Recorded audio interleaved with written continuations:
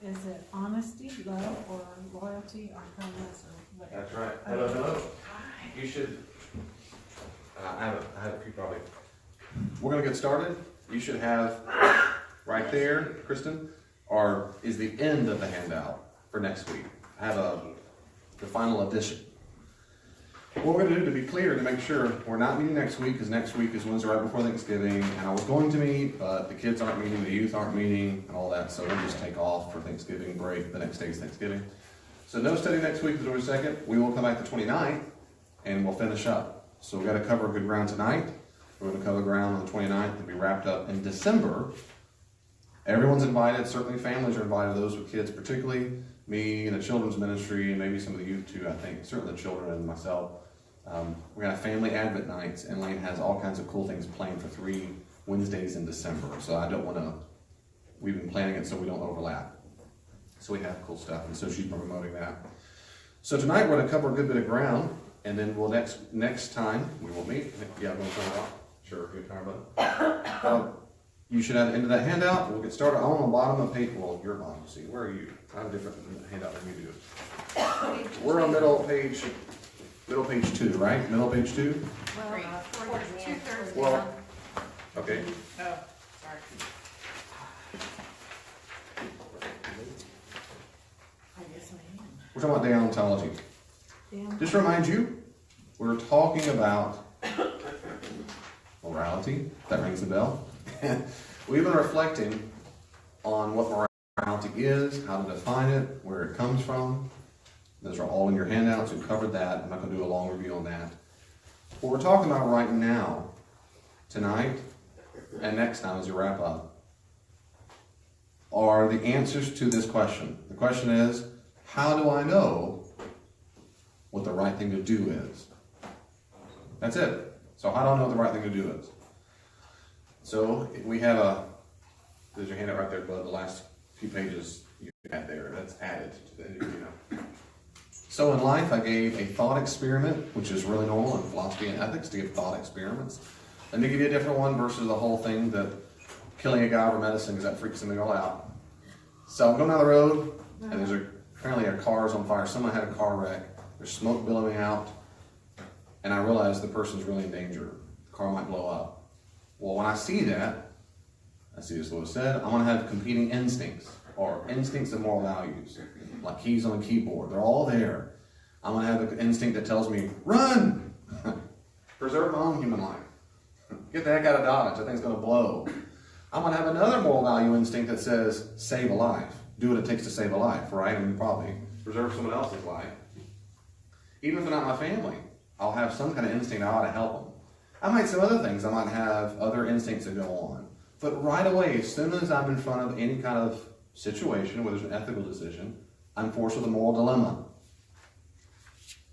And what I've been arguing the first several weeks is that this, and stay with me here, that the impulse that we have, that there is a right, and that I ought to do the right thing, I argue and believe is a universal human condition. We might call it the moral law. Morality exists.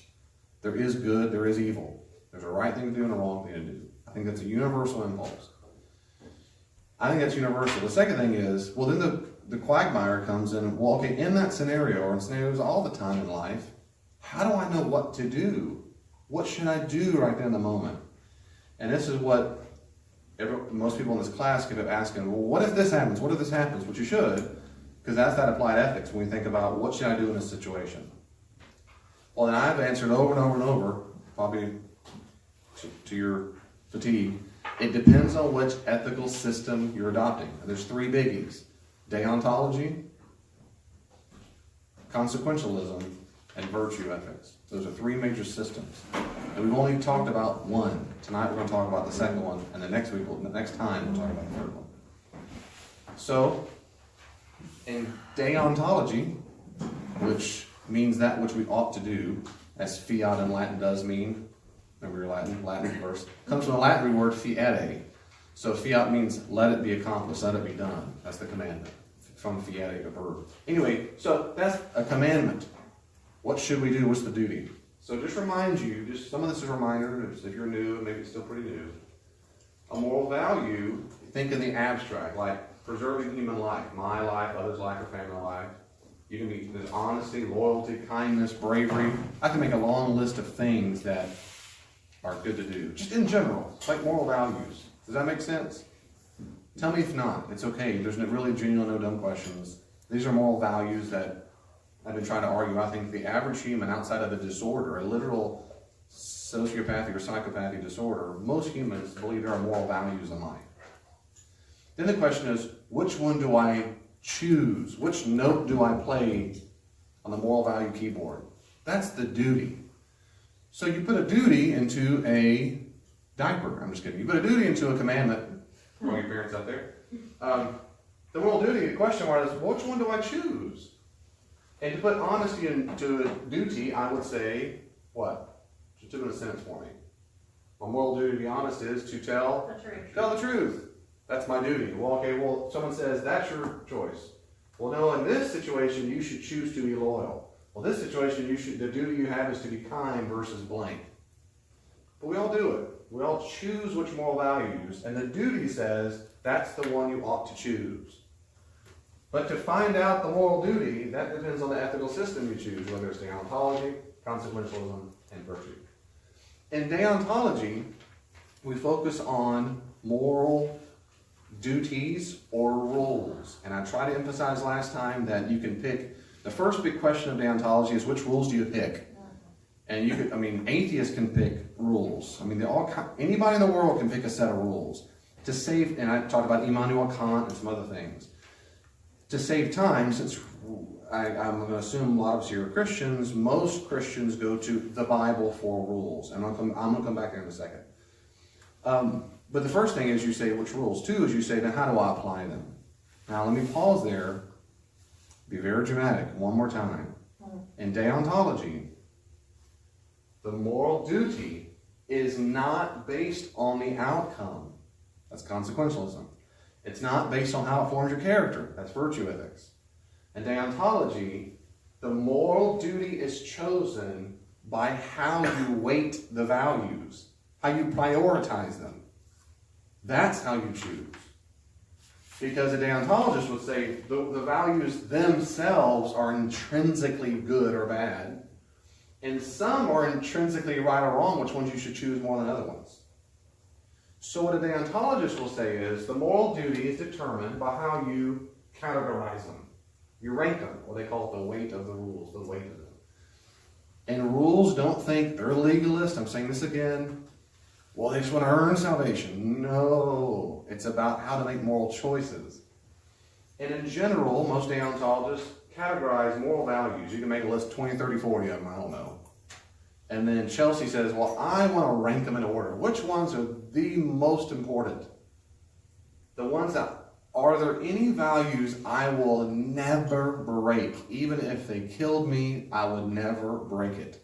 The never break rules, they call those absolute rules. The rules that are really, really, really important, and you don't break them hardly ever unless you just happen to have a moral value that beats it. That's prima facie at face value. Most people, I think, stay in this category if you're a good person. A lot of moral values are good. The rule of thumb means, yeah, in general it's good to do, but it's not nearly as important as the other ones. It's almost always at the bottom of the list. Well, David, how would a person choose which category to put them in?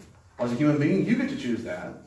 A deontologist would say, probably they would say is, it depends on the rules you choose. But remember, I gave you a list. Here are the 4 things most people choose. Absolute, you never break, right? In prima facie, at first face value, you say you only choose one that beats the absolute or beats another one when there are better reasons for the other choice, and it can be defended publicly. It's a last resort. We should seek the action that at least violates the principles being overridden, and usually you feel guilty when you broke it, and you have to apologize. So it's a big deal to choose one or the other one. So it doesn't matter the consequence in deontology at all. What matters is how you categorize your moral values, and that's how you choose in the moment. So, for example, most people would say preservation of human life is an absolute or near it. And usually they'll say others and family. Maybe some categorize it differently. Some might say my family is number one, others number two, and myself three. But in general, the right thing to do is to help other people's life be saved. I mean, most people would say that. If not, if in general you think your life is more important to be saved, most people say, well, no, you're being either a coward, which breaks bravery, or you're being selfish. So back to my analogy of a burning car. And you see someone, you say, well, I got to preserve human life, preserve theirs or preserve mine. Most people are going to say, what's the moral thing to do? What's the duty there? You should do what should you try to do? Huh? Most people would say the person. What did you say?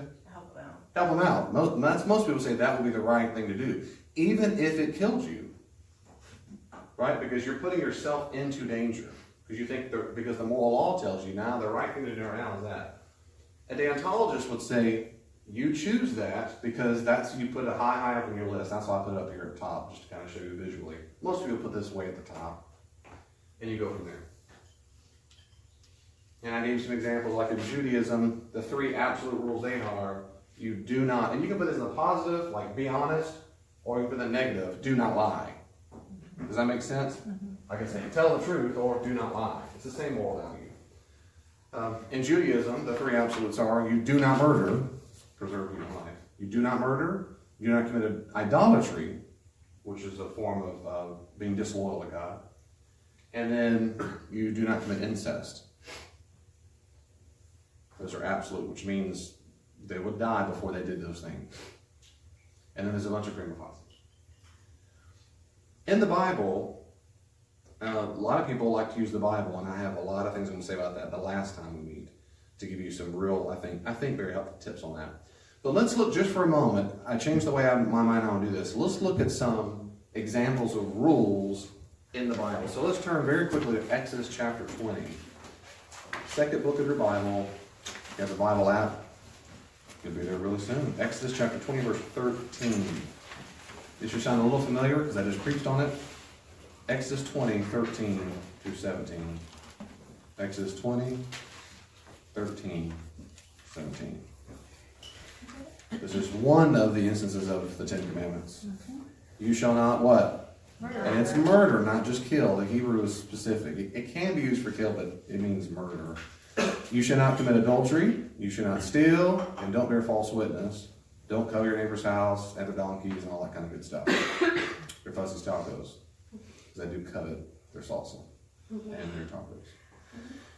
These are duties. Do not. You shall not means don't do it. Those are prohibitions, moral duties, obligations.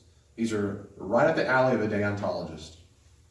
So you can be a deontologist, and I say, number one, which rules do you choose? And I'm just being hypothetical. Teresa might say, my rules, my moral values or duties come from the Ten Commandments. And I'll say, great. Well, how do you, go ahead. And I might say, well, how would you give them weight? Which ones are the most important? And you might say, I think Ten Commandments are all absolute. That is, you're going to kill me before I commit murder, before I commit adultery, before I steal, you see what I'm saying? Those would be absolute rules. You might say, no, these are all prima facie. These are really important, but they're not absolute. I mean, sometimes I would steal. Sometimes I might murder. Sometimes I might bear false witness. Sometimes I might steal that fuzzy tacos. I mean, sometimes it might happen. But in general, I won't do that. It's prima facie. But you get to choose. Other people go to Leviticus 19:18. Here's another, and this is all through the Bible. I'm just giving some really popular ones. These are the popular. You know Leviticus 19. You might not know that you know it, but if you're a Christian, you've probably heard this before. You shall not take vengeance or even bear a grudge against any of your people, but you shall love your neighbor as yourself. I am Yahweh. So, love people. Jesus said that, but Jesus didn't just say love your Jewish neighbor. He meant anybody who comes in who is in need. Let's go to the New Testament, speaking of Jesus. Let's go to Matthew chapter 5. In Matthew chapter 5, Jesus has what we typically call the Sermon on the Mount. It's a collection of various lessons and sermons that Jesus gave, probably at various times, put together in Matthew. He talks about how don't murder, but I say Don't be angry, don't cause a person to anger. Look in verse 27. I know you've heard it said it was old, do not commit adultery, but I say anyone who looks at a woman with lust has committed adultery in his heart. So these are rules. Do not do it. Look at verse 38. Well, I'm just skipping ahead very quickly. In verse 38, you've heard that it said, an eye for an eye, a tooth for a tooth, but I say to you, don't resist an evildoer. If anyone strikes you on that, turn there also. It goes on for a while. So the moral duty would be, you do not enact vengeance, ever. I get on Romans 13:8 to 10. I get on for a long time. So if you were a deontologist, you'd read the Bible, and listen here, every time there is a do not, or do this, one could establish a moral duty or rule. Every time it says don't do this or do this, you could establish a rule. And some people do that way. Some people live that way. I do that, actually, and I'll tell you why later on. It's not my first thing I do, but I care about moral duty. I care about rules. I care about them from the Bible because I see the Scripture as the chief authority for belief and practice in a Christian's life. And I give real tips on how to read it, I think, responsibly later on. But nevertheless, this is a Bible way to do it. So I'm going to stop there, and before I repeat myself all over again, let me stop there and ask any questions or comments about deontology so far. Yeah. So if it's an absolute, but it can be overridden sometimes, even though like on different moral values? If it's an absolute, can it be overridden? No. Absolutes cannot be overridden. Great question. It's the ace of spades, if you know your spades card. Like, you cannot. They won't break it. Ever. I mean, this is a horrible situation, but a crazy person said, you can put a gun to my head and say, I'm going to kill your whole family if you don't kill Spencer. I'm going to say, you're going to kill me. You're going to let your whole family die in front of your face? Yeah, and I'll see him after side, and you'll be punished by God for this, but I'm not going to kill him. I won't murder. Won't do it. It's an absolute rule. Well, I'll kill you, and then to save him. Okay, kill me easily. Sure. That preserves my family's life and others' life. Sure, I'll do that. Yeah, absolutely. As C.S. Lewis said, there are many things worth dying for. Very few things worth living for. And I think this is one of the very things that's worth dying for. And that's not even a hard decision for me. I mean, how many parents will go, only think for a second, kill my kids on me? They're going to say, sure. Immediately. That's an absolute. I won't kill them. And I will have to work hard not to hate you the rest of my life because you killed them. But I'm not going to do it. So that's an idea of an absolute. Or, you better go rape so-and-so, or I'm going to kill your whole family and eat them. I'm not going to do it. I'm not going to do it. You'll be liable to judgment for that, but I'm not doing that. Those are absolutes in my book. And I think they're absolutes. Well, you guys know that. I won't keep talking about myself. Good. This is good. Any questions or comments?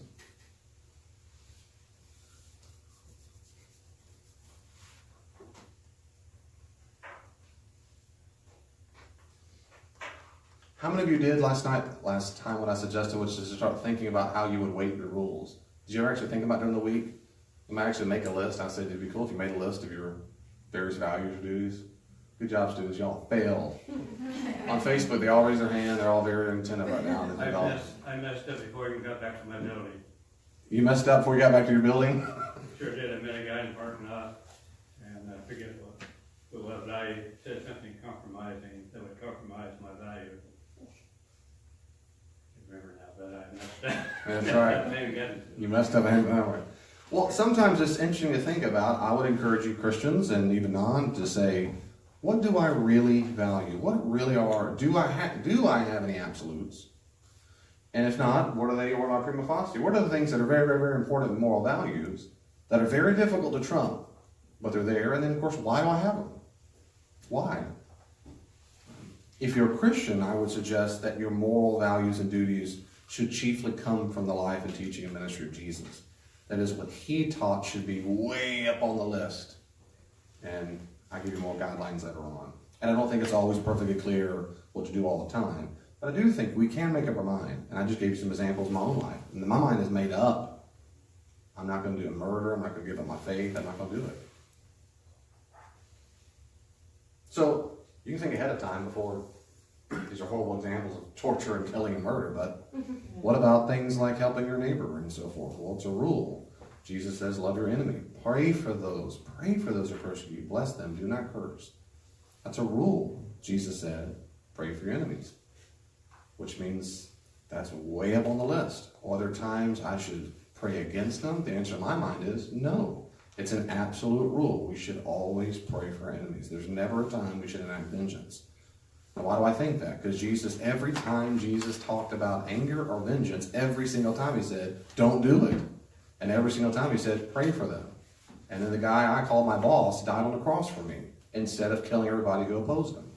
So to me, it's an absolute rule. You absolutely pray for your enemies. You bless them. You do not curse them. You do not seek vengeance. You don't get even. You don't spread gossip about them. You don't say a bunch of hateful things behind their back. You don't slander. You don't libel, because that's not what Jesus wants us to do. So that's an absolute rule. I have several, but I get that. I get it from Jesus, and I think I'm right to make it as an absolute. There's never any gray ground on certain things for Jesus. There's absolute. Doesn't mean I always want to do it, and I'll talk a lot about that later, because I don't always want to do it, which is why I follow the rule. But I'll talk later. I'm going to go on if there's nothing else there. Any questions or comments? Okay, the second thing is called consequentialist ethics, or teleological. Telos means end or result. And so, don't forget the big picture for a second. Sometimes said, Roxana, how do I know what my moral duty is? Which one should I choose? She said, well, that depends on your ethical system. If you're a deontologist, you're looking for rules. If you're a consequentialist, you focus on the, of course, consequence. Or that's how it's a little more popular way of saying it versus teleological approach. Consequentialist. The most popular form of consequentialism, well, I'll talk about that in a second, but consequentialist ethicists maintain that actions are not inherently moral or immoral, but their consequences are moral or immoral. A consequentialist says this: the end justifies the means. That is a consequentialist ethic, or teleological ethic. There are different kinds of consequentialists, but the most common, well-known, everybody talks about consequentialist ethic is called utilitarianism. It's the most common one. Actions which produce the most good for the most amount of people are good. And those which produce the least amount of good are bad. They produce the most amount of utility. That's why it's called utilitarianism. That's kind of weird. Good is that which brings pleasure, happiness, or benefit, or the prevention of pain and suffering.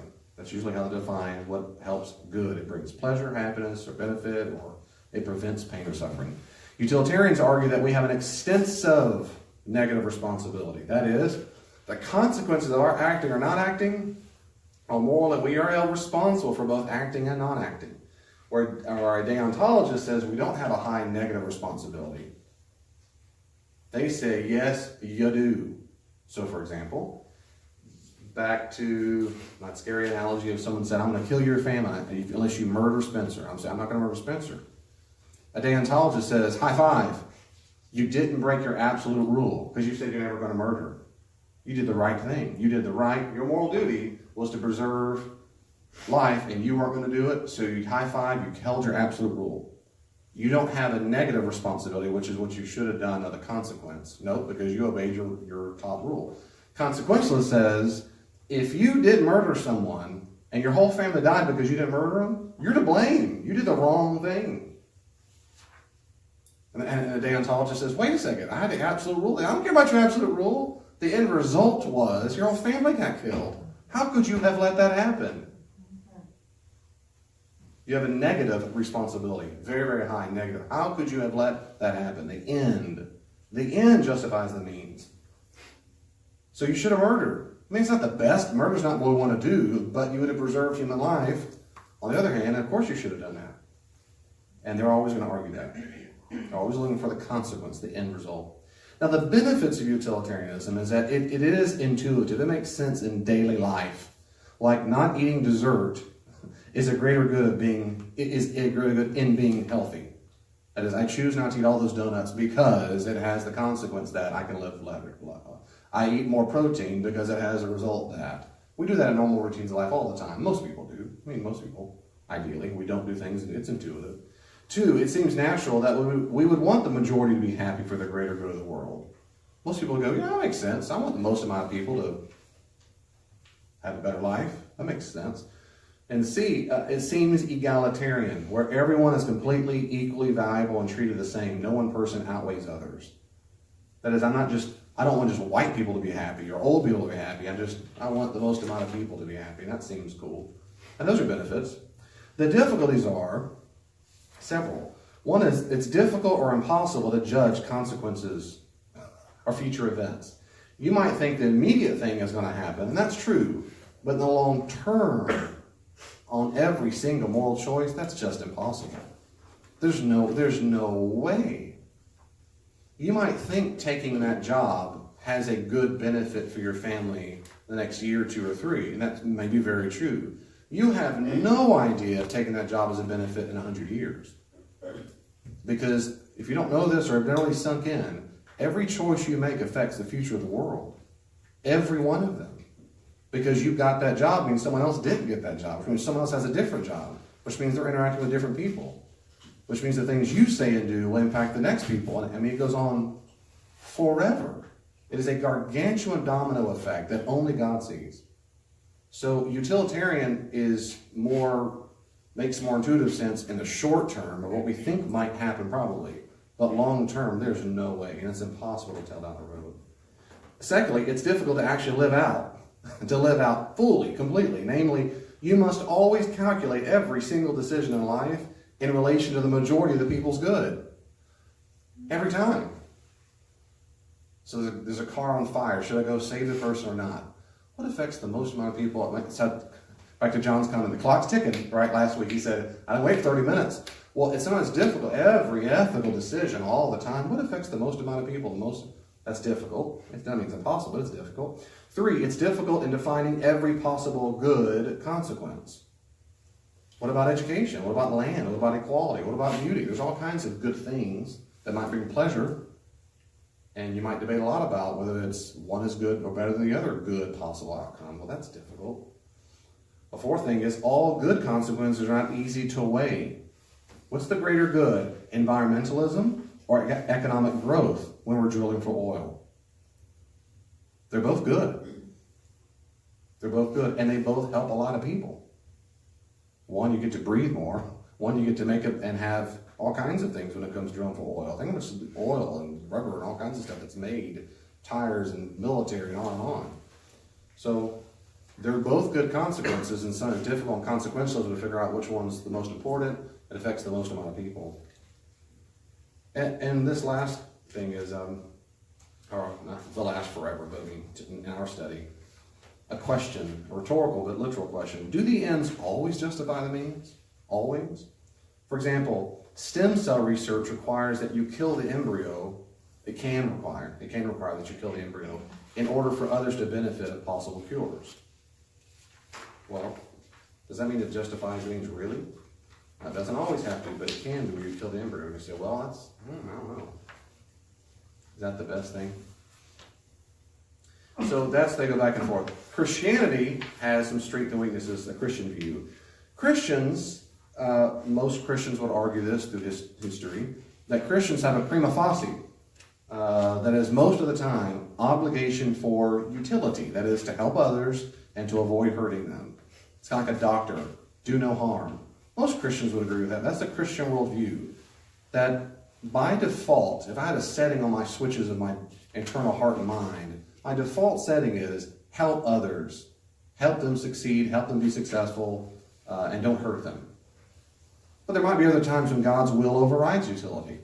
So look at some strengths and some weaknesses, and then we're going to look at some biblical examples. Some strengths of utilitarianism from a Christian perspective. Well, it presupposes a world that is predictable to some degree, because God has made things with cause and effect. It does presuppose a proper understanding of the world. What you and I do does matter. It matters. We'll look at some examples later, but when Jesus says, whoever causes one of these little ones to sin, it is better for him to have a millstone tucked around his neck and thrown into the sea. Whoever causes one is, and that verb is Greek, it is causes, the one who causes someone to stumble or to sin. What we do has an effect. And so the strength of utilitarianism is that it takes that seriously. Is that there are consequences to our behavior. Secondly, it emphasizes the well-being of others, which keeps us accountable not to be selfish. That's a good thing. We're thinking about the greater good all the time. When I do the marriage retreat, and when I do marriage counseling, I do premarital counseling, I always teach them the principle that we have to move from with them to with who. What's in it for me to what's in it for us. And a healthy marriage is focus on what's in it for us before they ask what's in it for me. And that's how it is in the Christian life. Well, utilitarianism makes us focus on the well-being of others. And that's a good thing. That's a Christian thing. Third, it does emphasize egalitarianism.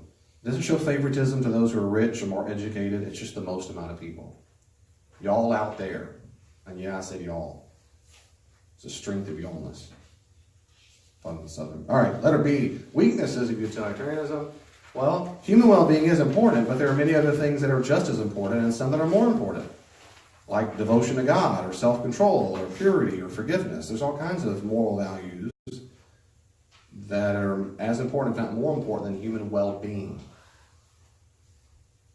Well, that's a weakness of it, is that human well-being can't be the greatest good, but in general, it's a good. And two, utilitarianism allows no limit on what people can do as long as it serves the betterment of the majority. Well, utilitarians fail to recognize that we have obligations to God as well as to our fellow human creatures. God is the ultimate value, not humans. So we can't do anything we can do as long as it betters, because that's just not true. I mean, God requires other things of us. And a utilitarian would say, and they don't matter. As long as it benefits the whole, it's all good. Well, Christians historically have said, no, it's not all good. There are other things, other moral values that we could list for a long time that are as important. Of course, last but not least, Christianity is more than just action and consequence. It includes character or virtue development. And so when you focus on rules or when you focus on consequences, you're not focusing so much on a person's character. And that's a weakness. Let's look at some examples of consequentialism in the Bible. So let's go back to our Old Testament. We'll go to Old Testament and New Testament like we did before. Deuteronomy chapter 28. Deuteronomy 28, 1 to 2. Deuteronomy 28, 1 to 2. Deuteronomy. I can't find it.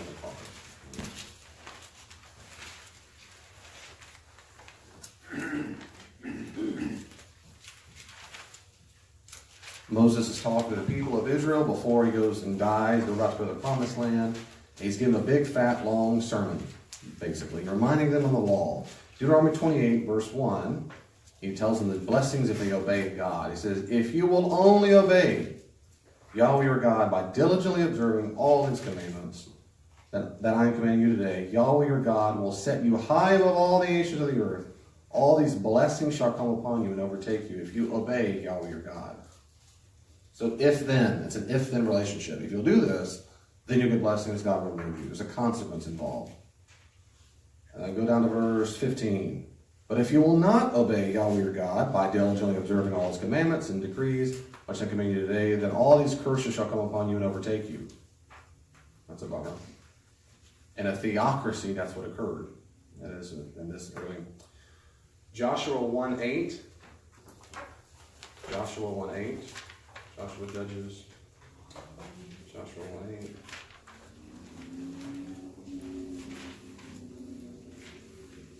Chapter 1 is one of my favorite. Joshua 1:8. This book of the law shall not depart out of your mouth. You shall meditate on it day and night, so that you may be careful to act in accordance with all that is written in it. For then you shall make your way prosperous, and then you shall be successful. And let's go to Matthew chapter 6, all the way to Jesus. Matthew chapter 6.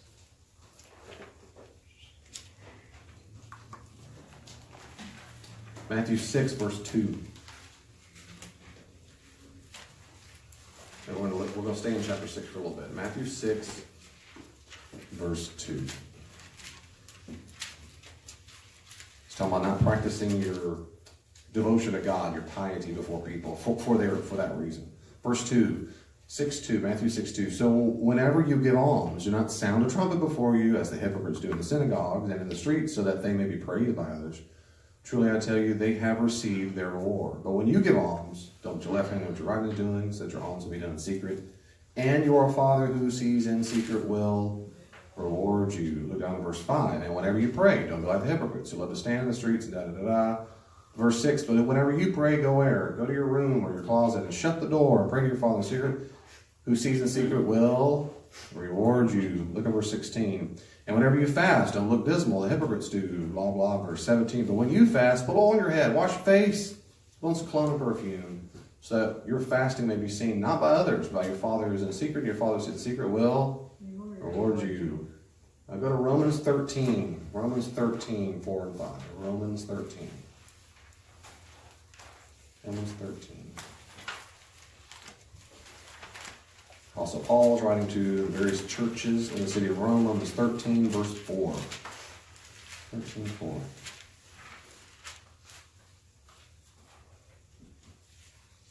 Well, actually, the end of verse 3, that's fine, I guess. Then do what is good, and you will receive its approval, for it is God's servant for your good. But if you do what is wrong, you should be afraid, for the authority does not bear the sword in vain. It is the servant of God to execute wrath on the wrongdoer.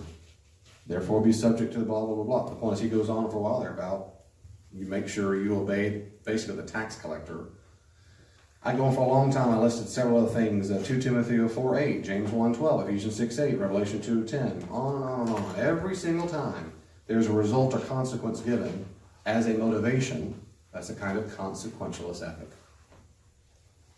Do the right thing because, now that's not the same as utilitarianism, because utilitarianism always argues that the consequence helps the most amount of people. You can be consequentialist and just think there's a consequence that comes out and I'm focusing on that, even if it's just for me. Utilitarianism says the most amount of people. That's under the same umbrella. Let me stop and pause. No, one more time. Big picture. We're asking, how do I know what my moral duty is? I'm a deontologist. I have a bunch of values, and I weight them, and I pick and choose that way. If I'm a consequentialist, I ask, what is the effect of my choice? What's going to happen in my choice? And most consequentialists are utilitarians, and they say, what affects the most amount of people? What brings them pleasure or goodwill and helps them and serves them? That's how I'll know to pick and choose which one helps the most amount of people. And that's why I'll choose which moral value. Paul's there. Any questions, comments about that?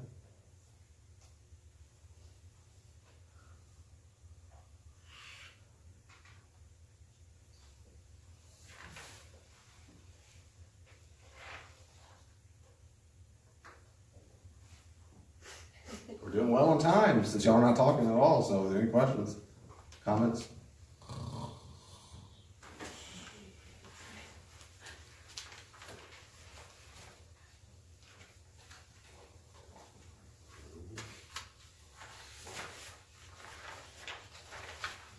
Is that all? Do I need to repeat anything? Does this make enough sense? Talk to me. Your face tells me, Talk to me. Yeah, whatever. No, it's good. Good. No, really, anything you repeat? Again, just real world questions. I mean, if I go up and say, what's the right thing to do in this situation? If you say, I don't know, what benefits the most amount of people? That's a consequentialist approach. Should I take that job or not? I don't know. What benefits the most amount of people? What brings the most amount of pleasure for a lot of people? Well, I could get a bigger paycheck, or blah, blah, blah. But I got to know my family, and I miss all my friends, and it causes turmoil, and it's demoralizing. Well, then what one down the road even further, what's over the time impacts your family the most? Well, I don't know that much. Short term, I guess paying more bills is cool, but at the same time, all this is a big deal too. And so that's a consequentialist thought of what's the effect? What's the effect? Do you have to be a utilitarianism if you're a consequentialist? Great. Do you have to be utilitarian if you're a consequentialist? No, you don't. Okay. Good question, though. In fact, the biblical examples I gave most of the time aren't utilitarian. Most of the time not, but they can be. It's more, God's going to reward you. He's going to fulfill his part of the covenant. You're going to be blessed. And they have no problem with being, there's a consequence, a good thing. It's not the only motivation, but it is a motivation throughout the Bible. Sometimes it is because it affects the people of Israel or, things like that. Good question. Is following a commandment a moral thing? Is following a commandment a moral thing? Mm-hmm. Well, like the examples you gave, is like, if you do this, you will get this. So if I tell you to go start my car, and I'll give you $5, is that a moral thing? Or is that, oh, I'm just going to get $5 out of that? So if a person says, go start my car, I'll give you $5, but it says, sure, is that a moral issue or is it not? That's a good question. My response is, to me, it's like you're asking, is every choice a moral choice? If that's what you're implying, the answer is no, every choice is not immoral. Some choices are all moral. Some people say amoral, but it's not immoral, the opposite, but amoral means morally neutral. Like if I choose a pen or a pencil, that is an amoral issue. If I choose to take your $5 or not, that's not a moral issue.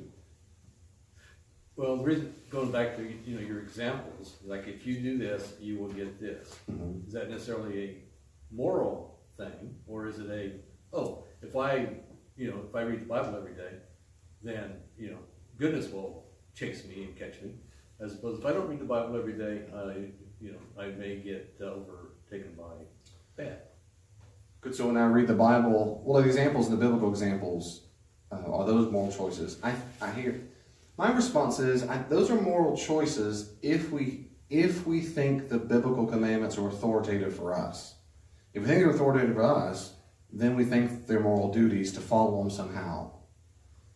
Even if you don't think they're authoritative for us, then the question is, did the ancient Israelites think it was a moral duty to do what God said? Surely they did. That was a moral duty to obey God. And so in that sense, everything he told them was a moral choice. I mean, they wanted to follow him. And then sometimes the speakers will say, and if you do, it's going to be good for you. You'll get blessings. But if you don't, that's typical covenant language. And then when Jesus says the same thing, don't do it like that, but instead do it like this. As a Christian, I feel very much that I have the moral duty to obey him because he's my master. So that's why it's a moral issue immediately, whether or not I obey him or not. So how about if you're a legalist then? If I'm a legalist? Yeah, because a lot of times when we do things because Christ says to, we do it because we love Christ and we want to do what he tells us to do, as opposed to when it says, well, you will do this. Well, like you said earlier, I don't want to do that, or I don't feel like doing that. So I am going to go down this legal path. Says, well, it says I have to do this, I'm going to do it, as opposed to I really don't. I want to do that because I love Christ. Right. So is it legalism just to follow a moral duty even when we don't want to do it? Let me say a few things about that, if I can. I might say a little about, repeat some of this the next time we meet. To be real clear, let's be real clear though, legalism doesn't mean following rules. Legalism biblically means the idea that, the belief that, if I obey God's commandments, it gains favor from him. It somehow saves me. It gives me a relationship with him that I would not have had I not followed the rules. It's like Elaine saying, I will be married to you if you obey my commandments. But the second you don't, take the ring off. And that is opposed all of the time in the Bible, Old and New Testament, by the way. The Israelites never thought they were earning their salvation, as far as we can tell. And Christians never thought that. So in that sense, it's not legalism to follow the rules. And for the exact reason you just said, which is, it depends on my motivation. So that's a different issue. What about the times, for example, I'm a deontologist oftentimes. The reason why I want to follow the rules is because I want to obey Jesus, who gave himself for me and loves me and has changed my life. I want to do it, much like I want to make my wife happy. I want to serve her, not every second, nor do I want to serve Jesus every second. But in general, I love her, and so therefore I want to serve her. And wanting to do it because I love him doesn't mean I'm trying to earn something from him. So in that sense, it's not legalist at all. But what about when I don't want to do it? Even though I love Jesus, but I don't love my enemy or pray for those who persecute me. Well, then, should I still follow the rule? Well, that's up to you, but a deontologist would say, and I would say, yes, you should. Why should I still pray for my enemy even when I don't want to? Because Jesus commanded it. That is to say, because I understand him as Lord, as boss, he has given me a moral duty that I must fulfill. I'm not fulfilling it to earn salvation. That's a motivation of legalism. Instead, I have two motivations. I repeat myself. One motivation is, I'm going to pray for my enemies because I love Jesus and I want to obey him. The other is, I'm just going to obey him because he's my boss. And I see no problem with either one. Neither one are legalism. So if you go back to the Old Testament, in the examples you gave in the Old Testament, I would see, would you see that the same way? Or is it because the Israelites feared the Lord and it's, whoa, we got to do this, or he's going to do this to us? That's a great question about the Old Testament. Asking what an ancient Jew thought is impossible. But in general, Jews did seem to have both. And I could give you multiple examples, particularly in Deuteronomy. It loves to talk, what we call the Deuteronomistic historian, the person or people who edited certain parts of Genesis, Exodus, Leviticus, Numbers, and Deuteronomy, 1 and 2 Kings, 1 and 2 Chronicles. One of the hands of the editors who compiled the stories, probably a bunch of he's, they do like the idea of talking a lot about covenant relationship as if you do it, you get blessings. If you don't, you get curses. That's like getting punishment. They like to talk that way.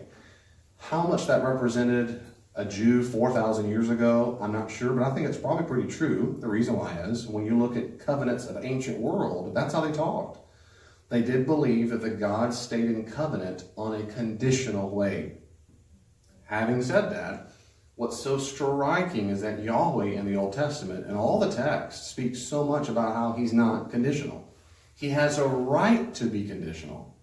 Like all the pagan gods were conditional. Yahweh will say it, but he says, but you're my chosen, I'm not giving up on you. Like Hosea 11. What am I going to do with you? I should just forget you, but I can't. I should just divorce you, but I'm not going to. And that's striking. And so he has the right to do it, but he doesn't. Even though he says, I'm telling you, Israel, if you mess up, well, then they mess up. And so, well, then, is God lying? That's not how they see it. They see it as chesed, his steadfast love. He still fulfills his part of the bargain. So on the one hand, we have ancient Israelites seeming to think, I've got to obey the covenant, do the moral duties, because, or else. It's blessing or curse. But then you read text in the Old Testament, and especially, say, the Psalms. Like Psalm 91. I love your laws and decrees. They go on and on about I love them. They give me life. They set me free. And so what we don't have in ancient Judaism, and not today for sure, is this belief that the laws are all onerous and horrible, and they're just trying to earn their salvation. They're so burdened, and the law is just heavy burden. They think it's life. And so it strikes me as realistic to think if I interviewed a Jew from 3,000 years ago, I'd say, why do you do it? I think they'd probably give a similar answer I give about Jesus. They would say, because I love Yahweh. Have you known about him? He's the God of Abraham, Isaac, and Jacob. He set my people free from Egypt, and I love him, and we're still set free. Do you always love him? Is that why you obey him? Well, no, I don't. That's not why I always obey him. Sometimes I do it because my daddy said I had to, and it's coming from the 10 Commandments. But because I respect him as the moral authority, as God, I'm going to obey him. I suspect they would see both. So my answer is yes. Based on biblical examples. I'm trying to give you biblical examples of both that demonstrate that. So what was the answer? Legalism or more? Well, certainly not legalism. Well, I don't think so. I don't think at all. And most scholars today don't ever say that it's not a sense of legalism. We're hard-pressed to find in the Bible where Jews believed this, and I will show you a place where I think it's there.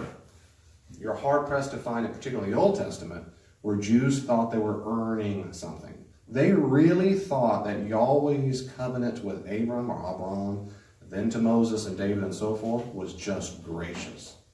They felt like God just chose them of all the people. They never thought they earned anything. It was just a gracious, phenomenal covenant that Yahweh chose of all people. What seems to have happened in ancient Judaism, and certainly by the time of Jesus, is that certain strands of belief in Judaism became that We are the chosen ones. And Jesus hated that. And Paul hated that. And that's exactly what Paul counters over and over. Don't think, like in Romans 3, don't think for a second that you can say, or Romans 11, on and on he says, in Romans 9 to 11 particularly, that, well, we're Abraham's children. And Paul says, he can make these rocks being children. Don't think for a second that's the same. And Jesus said the same thing to certain Pharisees. So I don't think in general Jews thought they were earning anything. I do think there were strands of Jews who did start thinking that if you were not obedient to the covenant, you weren't in the covenant people. You just weren't there. And that's what Jesus and Paul countered. But I think in general they weren't legalists. I don't think in general Jews ever thought they were earning salvation. The reason I asked, Martin Luther argued that, and it influenced the church forever. And that's why the standard preaching in almost every church is Jews are legalist, Christians are grace-filled. A standard practice in the pulpit. And it's absolutely standardly considered false amongst all scholars. You're hard-pressed to find scholars. Now, there's some out there, but... The reason I asked is because it says, the blessing or the curse of the law. Mm-hmm. Blessing or the curse of the law. Associate with legalism.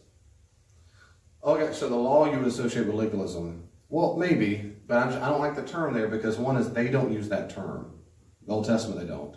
The closest we get to that in the New Testament about following the law nomos, so they would call it, Paul would call it the works of the law. That's the closest thing we get to that. And to that he opposes over and over and over. We read Galatians. He can't stand that. It's also in Romans and Philippians. But the works of the law is the idea that certain Jews apparently were thinking. This is debated in New Testament studies, but it's pretty standard.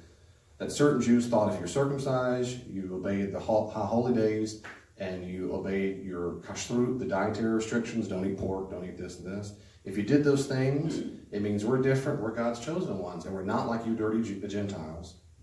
And it's a way to separate who's in and who's out of God's people, which is kind of like saying who's saved and who's not.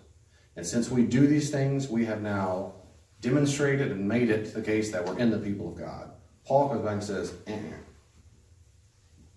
that's not right. And some Jewish Christians agreed with that view, and Paul said, you're wrong too. It's not Jesus plus. It's diet Jesus. We don't need anything besides Jesus. It's not Jesus plus the law or obeying all that. It's just Jesus. And because he said that so much, people in his own congregation thought he was antinomian, that is, against the law. He said, no. I'm not saying it doesn't matter what you do ethically. Yes, it does matter. Paul, you said it's all about grace. So apparently some Christians went, woo! They live like a bunch of pagans. He said, no, that's not either. And that's still 2017. It is about grace, and it does matter what you do. If you talk about what it matters what you do, people say, you're a legalist. No, it doesn't. That's what Paul got charged with the same thing. It is about grace, but yeah. So I don't think it's legalist. About a law, technically, sure. But I just don't use the word legalist. Because I think it drums up false beliefs. Thank you, Tom. I'm glad everyone's going to eavesdrop on our conversation. Appreciate it. They're good questions. Did I fill your time up for you? Good questions. You did a great job. Now we're out of time. I'm just kidding. No, really, these are good. These are good. Anybody else want to jump in there too? Seriously? If not, we'll move on. It's really, seriously good. Very good. All right. Are y'all warm? Cool? Well, you open the window if you want. If it's warmed up, look at this. Seriously. They're comfy. You're comfy. Somebody's comfy. Well, feel free to open the window if you want. Or do a fan yourself. Okay. We on virtue ethics. Is that right? Mm-hmm. Virtue ethics. This is the third major system. The third major system, in my perspective, in my humble opinion, is a good one. It's also a little difficult to nail down. It's a little more of the willy-nilly ones of all these. I'll just leave that up there. It's a little more willy-nilly. Virtue ethics says, to be a truly good person, it's not enough that one simply do the right things. You deontologist and consequentialist. You must also feel the right way and do the right things with the right motives and intentions. One must possess a certain kind of character. Character. That's a key word. I almost call this character ethics. Virtue and character. I'll tell you why. So they're going to ask, virtue ethicists ask this question, what kind of person are you going to be? Go back to my board for a second. I got a bunch of moral values in life. What's the moral duty to do? The ontologist says, pick a rule, ain't a rule. Consequentialist says, how is it going to affect things or affect people if you're utilitarian? A virtue ethicist says, what? What kind of person are you going to be depending on which one you choose? It's about how it forms you. Jesus said in Matthew 12 about fruit coming from a certain fruit tree. Fruit is born. It bears out of a certain... Apples come from apple trees, not orange trees. If you want apples, come an apple tree. If you want to be an apple tree, to get apples, you got to shape your character into an apple tree. So that natural fruit comes out of your character. What is virtue? Glad you asked. Virtue in Latin. Virtue is from the Greek. Actually, it's arete. It means excellence. It does, actually. It's where we get the word. I mean, we get it from Latin, from the Greek. Arete means excellence. And it referred back then to an object's purpose or end. Plato and Aristotle talked about that. This eraser's excellence, its virtue. What's the purpose or end of it? And the way that relates is this, because virtue is a type of habit. It's a type of habit. What is a habit? Some of you have them right now because you're shaking your feet, you're brushing your hair, you're dozing off, you're playing with your glasses. Everybody's got habits. A habit is an inclination or disposition to act, think, or feel in a certain way. An inclination or a disposition to act, think, or feel in a certain way. Habits are tendencies or patterns. Therefore, a virtue is a habit to act, think, or feel in a way that disposes a person to its proper purpose or end, its excellence, its final state. Virtue is a habit to act, think, or feel in a way that disposes a person to its proper, or his or her proper purpose or end. So in virtue ethics, they talk a lot about habit formation, character formation, because those go together. If you want to shape your character, I'm telling you, sister and brother, look at your habits. It goes all the way back to Aristotle, and he was right. He was on to something. And that's the key. So virtue ethicists focus on the virtues becoming habits which form our character. You see that chain? Virtues becomes our habit, becomes our character. And it becomes our character, it's easier the next time to perform that virtue, which it becomes an ingrained habit more, which shapes our character. Over and over and over it goes. I mean, everybody knows that. The first time you lie, it's a little bit easier to lie the next time. A little bit the next time, the next time, the next time. When they teach boys and girls, well, I don't know if they even teach them anymore. I was taught a long time ago when boys and girls got together in physical things. I remember a guy named James Dobson talking about this. Every time you have a physical interaction with a boy or girl, back then it was just the opposite sex or gender, and then they would say, whatever it is you do on that date, the very next time you get together, guess what you're probably going to do as soon as you meet them? The exact same thing you're doing when you left off. That is, it's easier to do what you're doing before.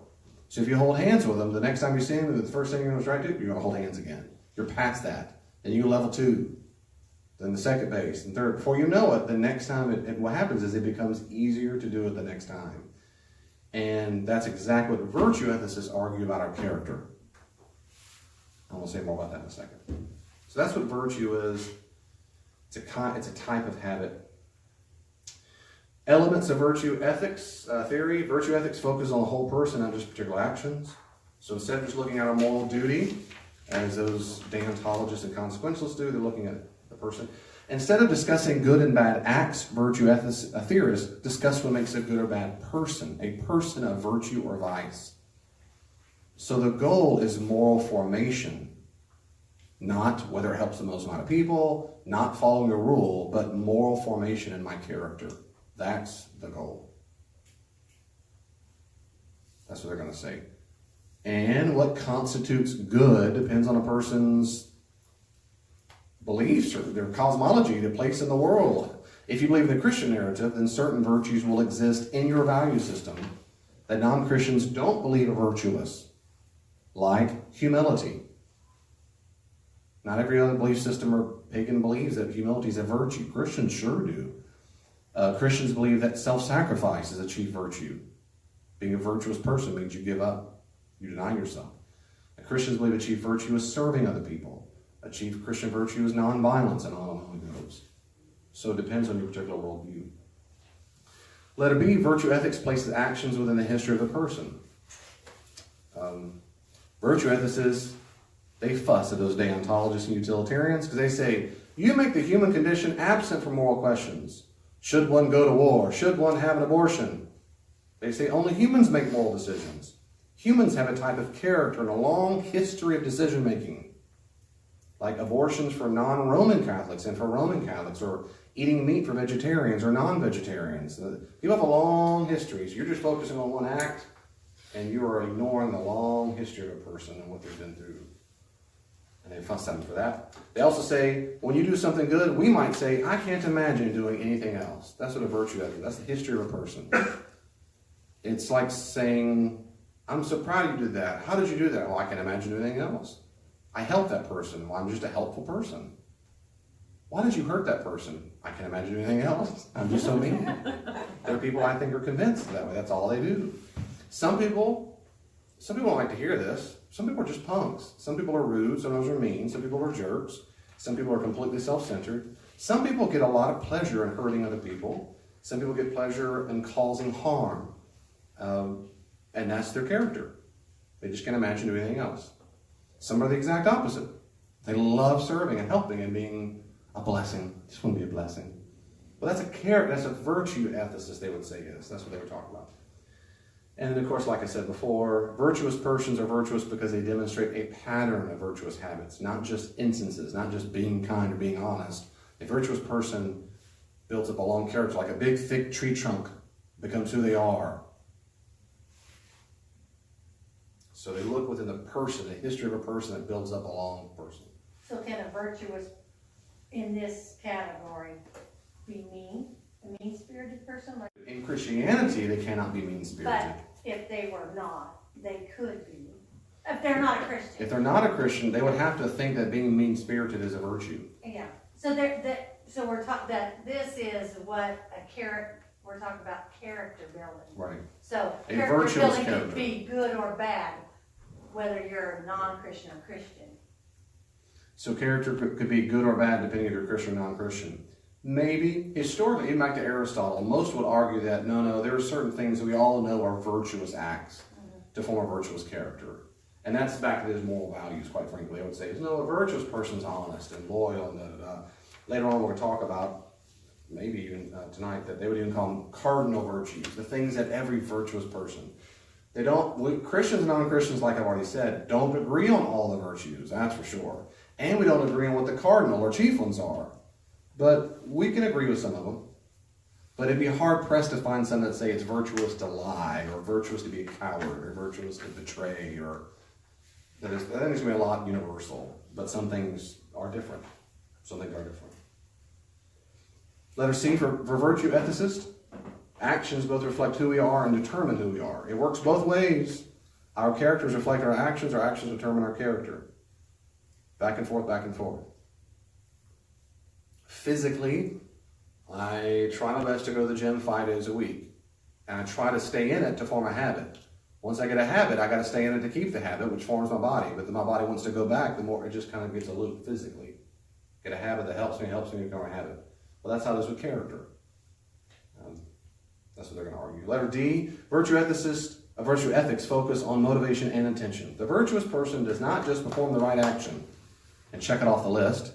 She does what is right with the right motive or intention. For example, here's some questions. If we said, deontologists and utilitarians argue that we should focus on action because actions are within our control. Are virtues like humility or courage always within our control as a desire? That's a question for virtue ethicists. Are they always within our control? Humility and courage, loving our enemy. I think they're not always in our control. That's a problem for virtue ethicists because they want to focus on motivation all the time. So they would say, if I don't want to pray for my enemy, that seems, they might argue, you need to practice the habit to get used to it. But if I still prayed for him, even when I didn't want to do it, they would say, yeah, but that's not that good. I mean, I'm glad you did it, but you did it with the wrong motivation. So they might say that kind of stuff. So motivation does matter a lot to them. Is it necessary to have the right motives for an act to be moral? What if I give money to a homeless shelter so that I get praise in the newspaper? Do I have to have the right motivation for something to be moral? It's a question. I don't know. What if we do something out of several motives or desires, especially if they are mixed morally? Like, I wanted to help the homeless people, and I wanted to get a praise for being a generous person. I really do want to help, and I want to do it for praise. If you go back to the scripture you read, Yeah. it says, don't let people know what you're doing when you give alms. I would say, no. Right, so you go to Jesus, don't let your left hand know what your right hand, you would say wrong. That's right. But the point, if a virtue ethicist says you got to have altruistic or pure motives all the time, this is one of those troubling questions for them to say, is it possible to always have pure motives all the time? If you follow Jesus' commandment, the answer is no, you shouldn't do that. You can't. We strive to. We strive to. I agree with that. I agree with that. Virtue and sanctification. I use this terminology from the book. A lot of this, I think I told you, it's also in another page by Kyle Fedler called Biblical Ethics. He gives a list of this. The process by which a Christian participates in God's holiness. Holiness is a kind of a nebulous term. Holiness is defined as, a lot of Christians I've met, well, it doesn't matter. I want to make sure you hear me because this is correct. Holiness means basically that which pertains to God or the divine realm. That's it. That which pertains to God or the divine realm. And in the Bible, usually things that are holy are things. Pots are holy. Altars are holy. The Ark of the Covenant's holy. Priests can be holy, but that's because they work within the divine realm. You don't work your way up in holiness. That's how everyone teaches in church, not me, but that's how it's typically taught. You're unholy, you got to work up to your holiness quota, but that's not biblical, actually. Holiness means you act like God. You're in God's realm. So sanctification, or that's from the Latin sanctus, for holy or set aside. It's like saying you're holification. That is, there are certain things that, Chelsea, you and I can do in our habits that are just like God, that make us look like Him and act like Him. These are various virtues, and I give the whole list on purpose because I didn't want you to spend a lot of time. I don't want to repeat this and you have to write it down over and over. Like humility or meekness. Let me pause for a second and explain these, if I can do that. Is that okay? Are you with me so far? So these are various virtues in the New Testament. And these are all New Testament to keep it real simple versus, just keep it simple. Humility means to have a disposition of a lower social status. Socially inferior. In the ancient world, that's a big deal. Today in America, maybe not so much. But they use the word humble for slaves and servants. Children were humble. Slaves were humble. They behaved in a way assuming they were lower in social status than anybody else. And for Christians to claim this as a virtue is bizarre. The research I've done in both Greek and Roman literature, they absolutely frowned upon that. They said, do not be humble. You don't want to have the disposition of a slave because it's a slave, for crying out loud. And that's exactly the number one word Paul likes to use for himself. I'm a doulos. I'm a slave, a servant of Christ Jesus. Have this mind in Christ Jesus who is you, who submitted himself, humbled himself. And so we have this constant emphasis. Jesus himself said, take my yoke upon you because I am humble and lowly of heart. And so Jesus himself says, I don't come shoving it down your throat. I come humbly. It means I come at the disposition of a servant or a slave. That's a Christian virtue. It is a real big Christian virtue. That's why other Christians are told not to be haughty. Paul says that don't be haughty, don't be arrogant, don't think you're better than the people. Jesus says, if you invite people over, don't sit at the head of the table. And don't invite people who don't invite you back. Invite people who don't have what it takes to give you, invite you back. Like a servant. That is not like a rich host who can have big fat family parties. No, be the kind of person who invites people who can never ever return the favor as a character formation issue. That is, be that kind of person who doesn't only ask people who can scratch your back. So that's humility. Humility does not mean you think you're a piece of junk. Most people meet a person, oh, they're so humble, they're so smarmy, oh shucks, I'm a nobody. Well, no. I mean, you can think, I'm a nobody compared to you, gotcha. Because Paul says in Romans 12, outdo one another and showing honor. That's a humble disposition. Please sit here, you're the best. That's wonderful. That's the one time we're told to be competitive that I know of in the Bible. Outdo one another and showing honor. Well, that's a humble disposition. That's not the same as saying bad stuff about you in your head. I counsel people about that. Brock's done that for 500 years too. It's not humble to say, I'm a piece of junk, I'm a nobody, I'm a worthless. That's not what we do. Maybe not. I thought, amen. No. Forgiveness. Forgiveness is, on and on. These are some examples, but forgiveness, Jesus, it's it's just a virtue. You talk about going against the grain of paganism. Will you get even? Woo! Christians don't. Christians are not supposed to. Christianity teaches you don't get even. You don't make vengeance. Forgiveness means not to enact punishment. Not to enact punishment, and really you might even say not even want to enact punishment. That's what it means. Aphiemi in Greek means to let go or release, and that means to release the need to get even. Release the need to get even. Forgiveness, biblically, does not mean you fully healed from your emotional wound. That's a psychological definition, which I like, but it's not implicit in the biblical text. The biblical text means I'm not going to want or desire or enact vengeance. If someone accidentally ran over, hit my family in a car and killed them, car accident, I might, the police might come and the person who did it takes him to jail. There's natural consequences. But for me to forgive it means I don't want to go kill them myself or enact vengeance or make sure they see punishment forever and ever. I might grieve for the rest of my entire life, but that doesn't mean I haven't forgiven them. And they're different. And I'm going to do a whole study on forgiveness, but that's just a quick nutshell.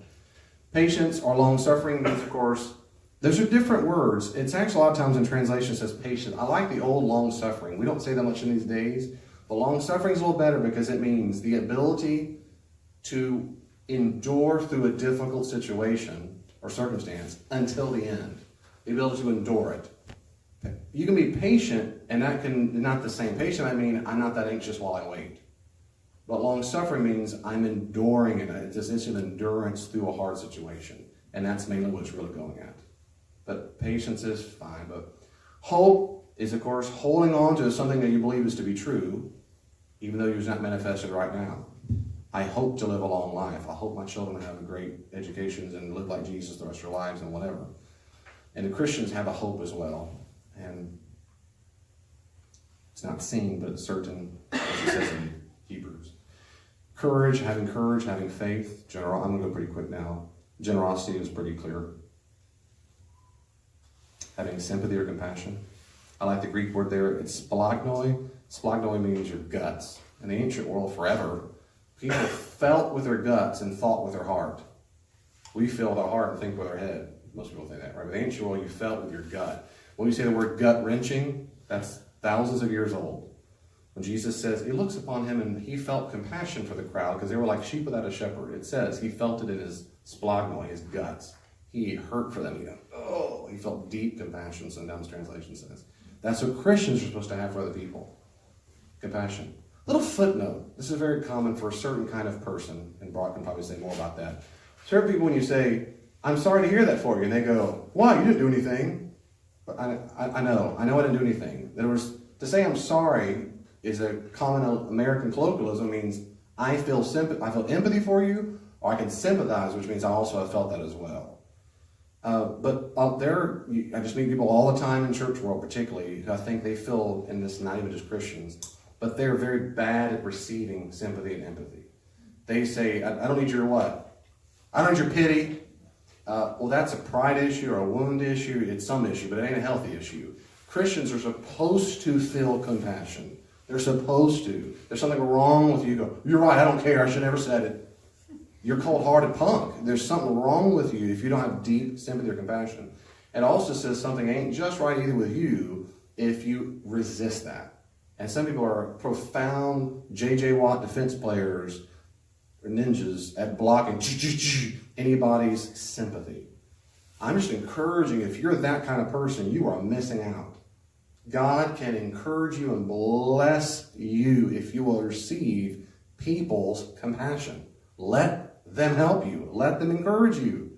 Well, that's for other people. Whatever. But you're missing out. And you're certainly missing out if you're not trying to be compassionate to other people. Sympathy matters. Compassion matters. Empathy matters. So try to get good at that, receiving it. And if it's a pride issue, oh my goodness, get rid of that. Pride is stupid. Horrible. It is, I mean, it's stupid. Pride is a stupid thing to even have. You're not anybody. It's ridiculous. God is a somebody. The pride's ridiculous. My sermon's over on that. Love. Amen. Love, thank you. Thank you. I get one. And I love you for it. That's my next one. I love. To make this very clear in a culture that no longer knows what this word means, biblically, there are different understandings of the word love. The most common number one way love is used in the Bible, I'll just focus on the New Testament, is the word agape. And I don't care if you know this Greek word, I don't give a rip. But agape love is a kind of committal love. It means to care for the good of. To care for the good of in most instances, most of the time. And I can tell you what it doesn't, but that's another long story. In fact, I did a whole sermon series on this. Go back and listen to it. It was phenomenal. And that was kind of a joke. But I did a whole sermon series because well, David, we're told to love everybody. Yes, we are. Love means to care for their good. A very different kind of love, you know your Greek word, is eros. That's erotic love. Eros love is not agape love. We're given very clear stipulations on the kind of erotic love we can have. Very clear boundaries. Very clear boundaries. We're not given boundaries on agape love. Everybody is agape love. Not everybody is eros love. And that depends. And there's different kinds of other kinds of love out there. But agape love, caring for the good of, is absolutely standard Christian practice, and it is over and over and over and over in the New Testament. Honesty, Ephesians 4:25. I'm just going to read it because I live in a culture where everybody's a bunch of liars. I don't get this. A bunch of liars. I'm going to go see some. Nobody here. It's other churches, a bunch of lying. So then, putting away falsehood, Paul says, let all of us speak the what? Truth to our neighbors, for we are members of one another. Tell the truth. Gentleness, but do it gently. Colossians 3, gentleness, this spirit of gentleness. I love when he says in Galatians 2 that when you go to tell the person, to help the person who's caught in sin, do it in a spirit of gentleness. And I could give tons of more Bible verses. I just quoted one that's not here, but gentleness is a powerful, powerful thing. So we be honest and be gentle at the same time. Kindness, self-control. Self-control is a virtue. I did a podcast on addictions. If you want to hear more about that, and I know Brock's a licensed therapist. I keep picking on Brock because I know a lot of these things fit in the licensed therapist part. I did a podcast on addictions and whether or not they are sins. I do not think addictions are sins at all. I think addiction is a disease. Where a sin comes in is when a person who is in enough rational state of mind and refuses to get help. They choose the addiction over the help. That's when a person is choosing not to have self-control. Now, and I say this in the podcast, about 30, 40 minutes, so I nuance all this, nuance it. It's not always perfectly clean. I'm fully aware, even when a strong addicts are lucid, there's still a little bit of that drug calling out to them, and I get it. But in general, what's issues is self-control, and I think those are different. I think the very self-control, when you cannot help it, I do not think is a New Testament virtue. If you have a disorder where you randomly scream out cuss words, and you cannot control it, well, you're sinning, you don't have self-control, that's a different issue. It's not people who are victimized. And I do think that when a person's an addict, they are, in large part, a victim, which is why they need to get treatment. And victims aren't sinners, not sinning when they're victims. That's not my biblical view of it. Joy in the morning. Joy means basically being very happy. I'll do a sermon series next year on that. Joy is, I've done so many studies, I've just changed my mind on this issue. Tom, can you believe it? No. Yeah, well, I do. And I know I didn't really have a lot. Because they used to say joy is a state of mind, and I used to say all that, and then I just read the Bible. Amazing. It's not. In the Bible, people are joyful when there's something over which to be joyful. Joyful news, joyful outcome, joyful something. They're happy. But they're not happy all the time. They're not joyful all the time. But Paul always gives them reasons, and Jesus and others, reasons to be joyful. So it's not that we have to maintain a constant state of, yay, joy. No one lives that way. You could, I guess. You might be a psych ward. Most people don't live that way all the time. But Christians can and should focus on the things that give us joy. See the difference? They're very, very different. We can focus on worry and trying to control and vengeance and that. Or we can focus on letting things go and releasing grateful, and that brings us joy. We can go on for more, but these are some key ones. Let me say this last little bit, and we'll do Bible, and then we'll be done. In the ancient world, there are cardinal virtues: wisdom, courage, justice, and temperance, or self-control. Those are the biggies. Aristotle, Seneca, Marcus Aurelius. Did I put those on your, ancient world? Plato, Aristotle, Seneca, Marcus Aurelius. These are ancient Greco-Roman philosophers. They all agree that the big and most important cardinal or chief virtues are wisdom, courage, justice, and self-control. I think these are good things, but in Christianity, that's not the top. But it wasn't in all the literature. In Christianity, there are big three that are used throughout the New Testament as the top big dogs. I think we are safe to say these are three Christian cardinal virtues. Paul says it succinctly in 1 Corinthians 13:13. And these are the three. You know them. Faith, or you might say trust, intellectual assent, and emotional psychological belief. That's both and. I trust my wife because she's trustworthy because I know her. It's not a blind faith. I trust her. I have faith in her because I know her. That's what it is with Christianity. I trust Jesus because I know enough of him that he's to be trusted. That's a chief virtue. And you say, well, that's just crazy for Jesus. And not crazy for my wife. I want her to trust me. I want her to have faith in me. That's a bedrock foundation of our marriage. If we don't have that, it's a very weak marriage indeed. So it's like with Christianity. It's a chief virtue to believe in Jesus. 2, hope. Hope, trusting what we know to be true, regardless of our changing emotions. It's kind of what Lewis said with faith. And of course, 3rd, not least, is love. He said the greatest of these is love. Love, hope, faith. There's all kinds of other key things we could talk about in the New Testament, and I've listed several already. We could talk about forgiveness more, talk about humility more, we could talk about joy more, all kinds of things. We could talk about. Just for time, let's focus on the New Testament this time. Let's look in Matthew chapter 5, go back to the Sermon on the Mount, just for giggles. Matthew 5:14. 5:14.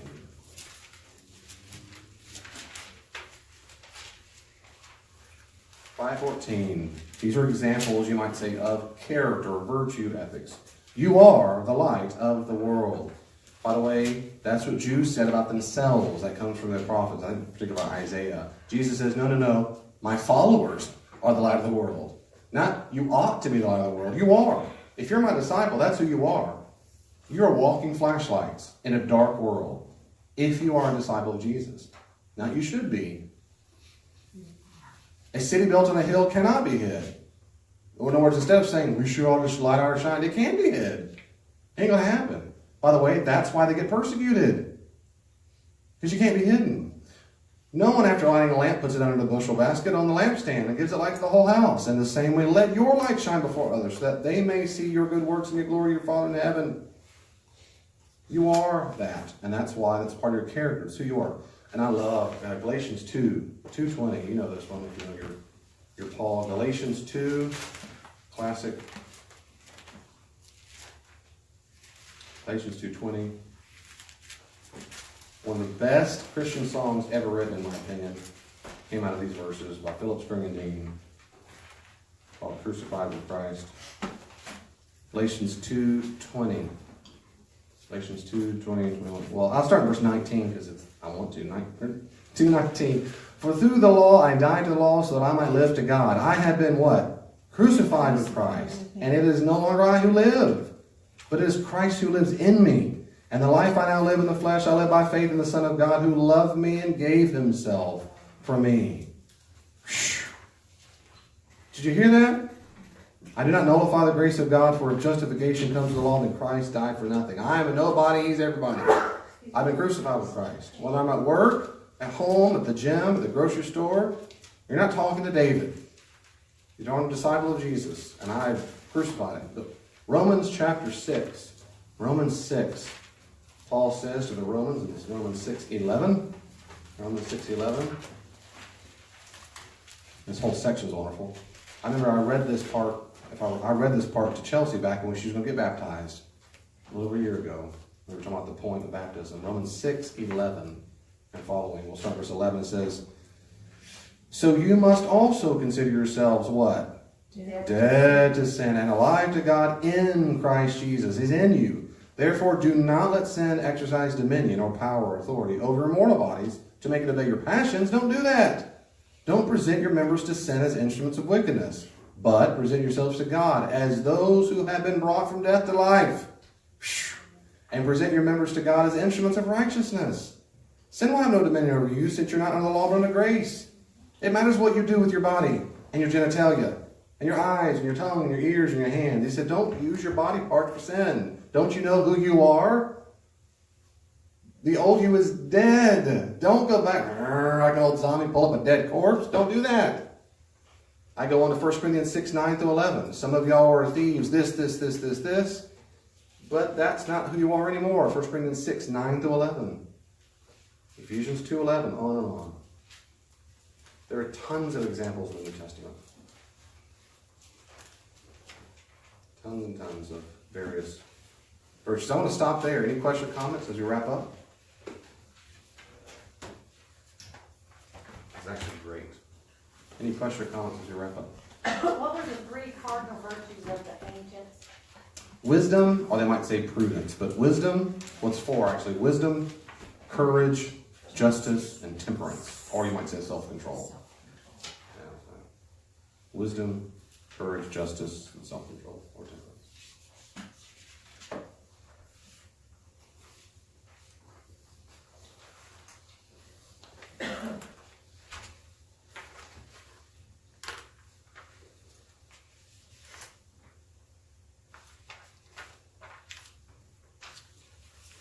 Anything? What type of moral framework are we supposed to use, like as Christians or followers of Jesus? Or does it switch sometimes? It's a great question. As followers of Jesus, which moral system are we supposed to follow Yeah. or use, or does it switch? That's a very good question, and I answered that exactly on your handout, but it'll be the next week. But my response is yes. That it's in Roman number 3, bullet point 3, but we'll talk about this next time as well. Biblical authors can switch their ethical system they choose. And I'm going to look at Ephesians later on. All three are biblical. Now, I put systems in quotation marks because at no time would Jesus or Paul or James or John say, now I'm going to virtue ethics. Now I'm a day on top. Right.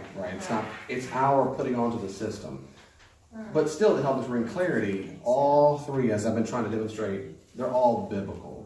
So which one should we choose? Honestly, the Bible doesn't tell us which one we should choose. I think, and I'll say this next time as well, my opinion is, and many Christian ethicists argue this too, that if there is one main one that Christians should use the most, it's virtue ethics. What forms of the character? And I say that too, and a close second for me, but a close one is deontology. I think consequentialist is last, on purpose. My problem with that, though I very much believe what I just said, my problem with that is virtue ethics, in my opinion, give me a better moral reasoning for my motivation than it does my moral duty. Deontologists give me a better thing for my moral duty, in my opinion. Virtue ethicists tell me why I should want to do what I do in my whole life. They might disagree with me, but that's fine. Because even as a virtue ethicist, I'm still going to say, okay, I want to inculcate my character. And I do want to oh my goodness, and I'll say this later on. I'm crucified with Christ, His Holy Spirit. I want to do what the Holy Spirit wants me to do, period. Most of the time. But I don't want it all the time because I still sin sometimes. I still don't want to do. But on my good days and my good moments, good hours, I want to do what He wants to do. I don't have a Christian character. Great. The next question is, what does that mean? What's the virtue I'm picking up? Well, as soon as I do that, I'm listing moral values, which is fine. Then I'm saying which one inculcates the most character to me. And I don't think that always answers the question in the moment.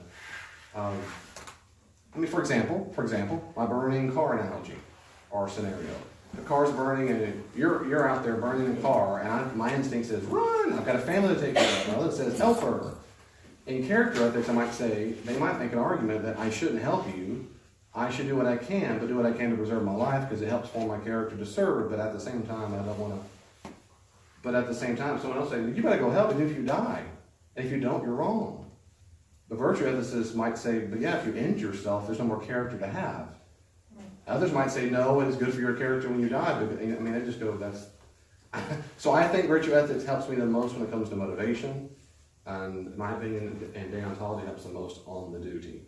But they go close together, in my opinion.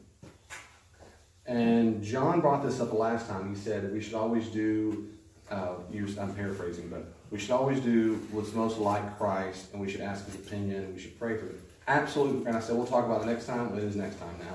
I completely agree with John that I think the Christian response should be, in general, genuinely, what forms my character, my habit formation, to inculcate Jesus' very character. What do I got to do to be like him? Whatever it is, I'm going to do that. And I'll say this later. And then when that's not so clear, I go to deontology. When that's not so clear, I go to consequentialist. That's what I do. It doesn't have to be what you do. Because they're all biblical. We can go to more. Okay, so if the virtue ethics Yes. is a progression, virtue, habit, character. It's the Yeah, a progress. virtue is a kind of habit that forms our character. But could the moral values, if we followed, if we went back to deontology and we used the moral values Yeah. could that shape our habits? Because they would be our duties? If we try to do them all the time, can they, back to the question, can these moral values turn into habits? Yes. And by the way, it drives me a little crazy in ethics because they don't always use the same terms. Yeah, They don't. I prefer to call moral values, virtues, the same thing. okay. Same thing. So if I choose, like being loyal is a Christian virtue, I would argue, versus being a betrayer or disloyal, backbiting, whatever, that'd be disloyalty. Well, so should I be loyal or disloyal? I should be loyal because it's the right thing to do, because also I need to do it all the time as often as I can to form that kind of character where it's easier the next time to be loyal. Next time to be loyal. Yeah. So that's why for me, virtue ethics gives me a better idea of motivation more than it does which one I should choose. If that makes sense to me. Seems like to me they're kind of, you could intertwine them. I think they're very to form intertwined. your character. Yeah. Because if you use the moral values to help shape your habits, Yes. then that develops your character. Yes. So It's the it's cycle. not That's like the you're circle. putting Yes. two different ones together. Yeah, except this is where Tom was getting a little confused last week too. What's blended together is that there are moral values, but that's common in all three. They're not blended together in that deontologists say it doesn't matter if it shapes your character. It is irrelevant. Yeah. It matters because they're intrinsically good or bad. Virtue ethicists say, they're not intrinsically good or bad. They're good and bad as much as they shape my character to be virtuous. Does that's the big distinction. Deontologists, I don't care if you got character or not. If you're loyal one time in your entire life, so what? You should have been loyal in that moment, depending on how you weighted the rule. Doesn't matter if it forms your character. Virtue ethicist says, yes, it does matter if it shapes my character. Consequentialist says, y'all are all crazy. All that matters is the Yeah, but they're all appealing to the same values. Again, it's the issue is which one should I choose and why. And so what overlaps is they're all believe in moral values. At least that's what I've argued the first few weeks, is that we all believe in the same kind of moral values. The issue is the moral duties are where we start disagreeing. That's why I have the ethical systems. Which one should I choose? But even if you're not clear on which one to choose, and I'll end on this, just to make sure it's as clear as I can be, even if we're not clear on which one to choose, we're still all clear that we ought to choose something. We all feel an impulse to do the right thing. And that's what the old people used to call the moral law. Something tells us you ought to do the right thing. We might disagree on what the right thing is, but we all feel that feeling of you ought to do the right thing. And that's different from saying, I just sneezed or I'm hungry. It's a sense of, I ought. I ought. And that's real. David values are all different. People disagree all the time. That demonstrates you feel oughtness. Because we want to do the right thing, and that's why we're passionate. Because we feel a sense of, if it wasn't oughtness, no one gives a rip. It's just, you like chocolate ice cream, I do too. No one argues about that. Unless you're silly or being crazy. But we do get passionate about things we think are right and wrong because we think we ought to do the right thing. That's that moral law. And so what I'm saying is the reason why people pick and choose which oughtness they do, that depends on your moral system. And I ought to close us. Let me pray for us. Thank you, God, so much for loving us. Help us inculcate in our character everything, Jesus, that is of you. You are everything. You really are. You've saved us, set us free from our old selves. You gave us hope and purpose and love, and you are gentle and you're loyal. You're faithful. We thank you. For my sisters and brothers in Christ in this room who are discouraged, please encourage them. For those who need clarity, give them clarity and peace, please. For those who need wisdom, give them wisdom, please. Spirit, guide us. Help us have a wonderful Thanksgiving and help us. Because God, sometimes being around family or friends at Thanksgiving meals, Christmas and so forth, can bring out the worst in us. Because family and friends are always the great influence. Help us be the light that we are and the salt of the earth that we are. In gentleness, not in condescending, haughty arrogance.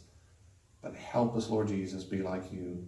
And help us not let any kind of negativity or nonsense that family drama can cause get the best of us. Help us not give in kind. Help us not pay back vengeance for vengeance, but love. Really, just like you have loved us and never paid us back in kind. And still don't. Thank you. In your name we pray. Amen.